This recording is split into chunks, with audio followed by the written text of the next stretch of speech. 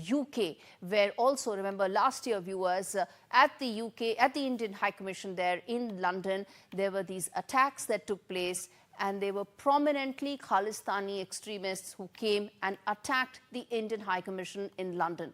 And most importantly, the Labour Party is known to be sympathetic to Khalistani terrorists. They have several people in their dispensation, prominently in their political circles, who are also very, very sympathetic to the Khalistani cause. Where does this leave the India-UK relationship? Where does this leave the Khalistani issue that India needs to deal with? And more importantly, should we now not look at through geographies, but try and address this issue on a much bigger level? Not just look at it from a Canada or a UK point of view, but something much bigger. That's exactly what I'll be now talking to with my guest this evening. I have, let's try and get Ambassador Anil Trigunayat, who's joining me on the broadcast, former diplomat, and we have Yogendra Singh as well, who's former IG of CRPF as well. In fact, Mr. Singh, let me start with you, because when you talk about it, it is a criminal angle through which this investigation has started. Then it takes several legs, whether it's the diplomatic aspect, the political aspect, and several others. But in your assessment, Mr. Singh, how do we go about addressing the fact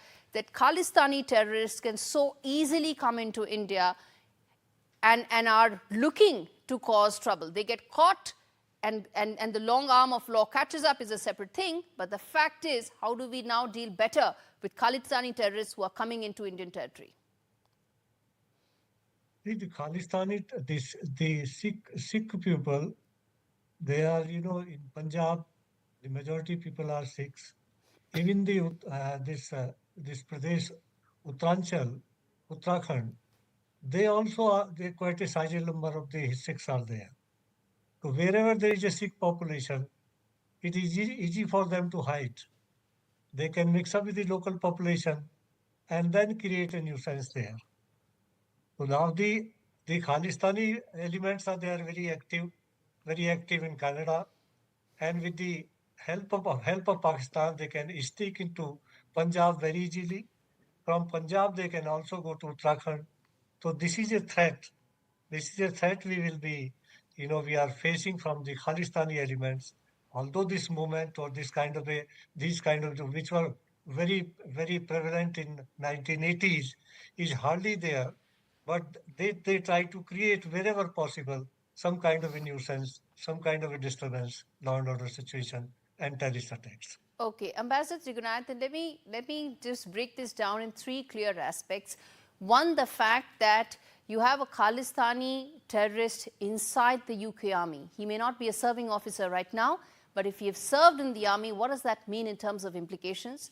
Point number two, should we now look at the Khalistani issue not just through a specific geography, because you're talking about Canada, you're talking about UK, and point number three, what are India's diplomatic options given the fact that everybody passes this off in the name of freedom of speech and freedom of expression? Let's take them one by one. First question, sir, the fact that you have a UK army officer involved in Khalistani terrorist activities.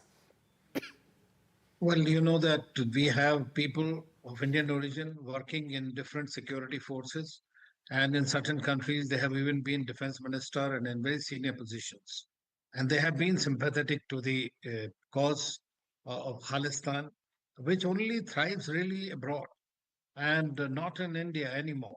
I am from Uttarakhand, and as Mr. Singh was mentioning, I have seen this during the 80s, that how this terrorism continued to increase, but that was more to do with domestic and with the help of Pakistan.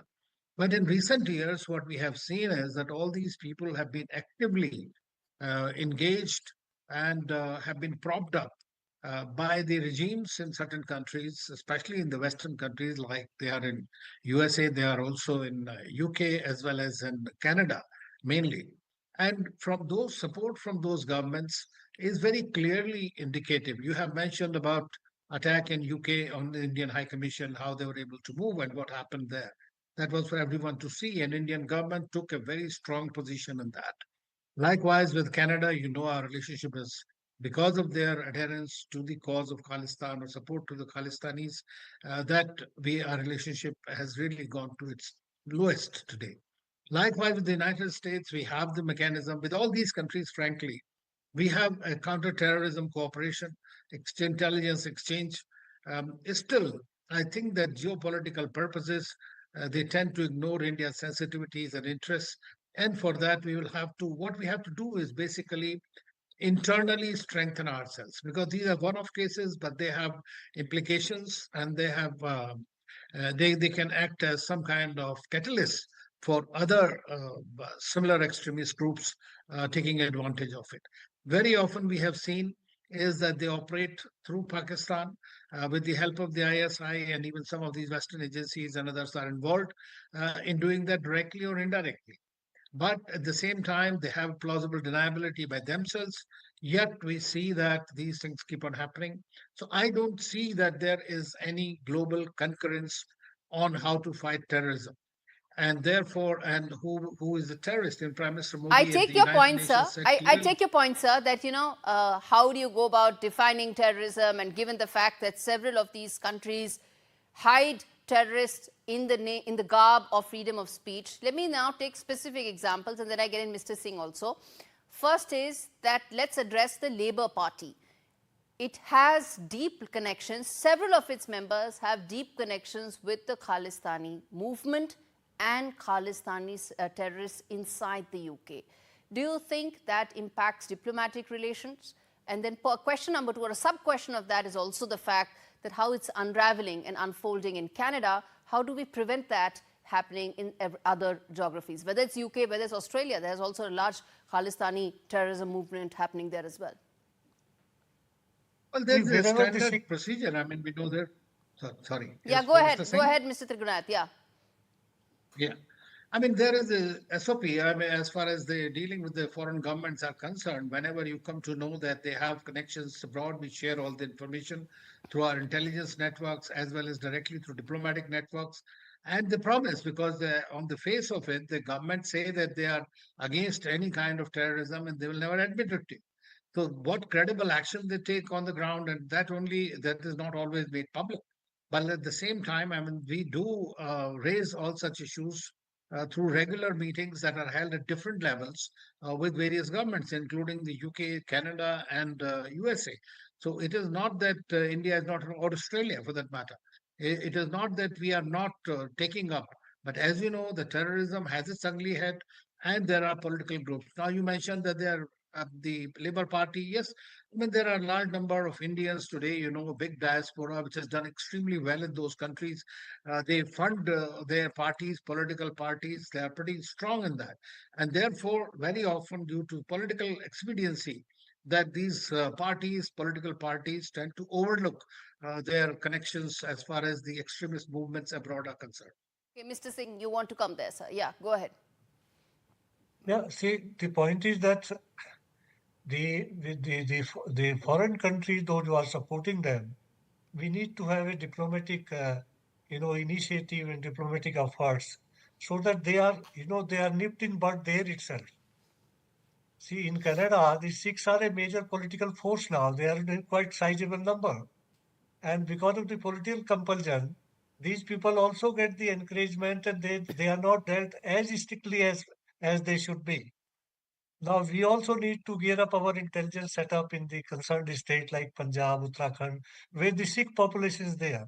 In fact, Uttarakhand, there is a quite sizable Sikh population there. So wherever the Sikhs are there, it's very easy for them to hide and then to operate.